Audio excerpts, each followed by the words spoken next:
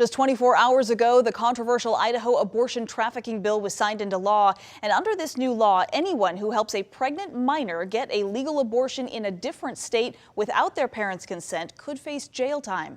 The bill is raising a lot of concerns among lawmakers in neighboring states like Washington, where abortion care does remain legal. KREM 2's Kyle Simchuk spoke with a legal expert who says portions of the law could apply to providers also here in Washington state. Kyle? Well, Whitney, the law says the father and family of the preborn child can sue medical professionals who perform an abortion in violation of the law. The question is, could they also go after providers in states like Washington where minors don't need a parent's permission?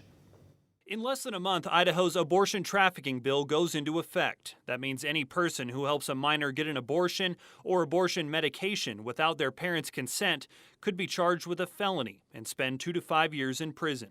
If a minor herself transports herself over to Washington to obtain an abortion, I do not believe under the general constitutional principles of federalism that Idaho can hold a Washington abortion provider accountable for that. Wayne Unger is a visiting assistant law professor at Gonzaga University. He says Idaho is the first state in the country to pass such a law, which Unger says could also apply to out-of-state friends or relatives who travel to Idaho. So if somebody goes into the state and then transports that minor out of state, then by the text of the bill, I think the answer to that is yes. That person can be held criminally liable as well as civilly liable. The law also includes civil causes of action. It states the father and family of the preborn baby can sue medical professionals who knowingly perform an abortion in violation of the law.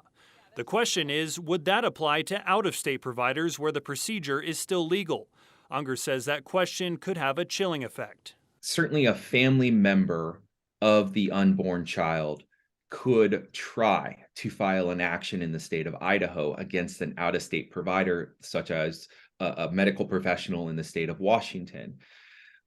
There will be a legal question as far as whether an Idaho court can issue an order against that out-of-stater and whether that order would be enforceable. In Spokane, Kyle Simchuk, KREM 2 News.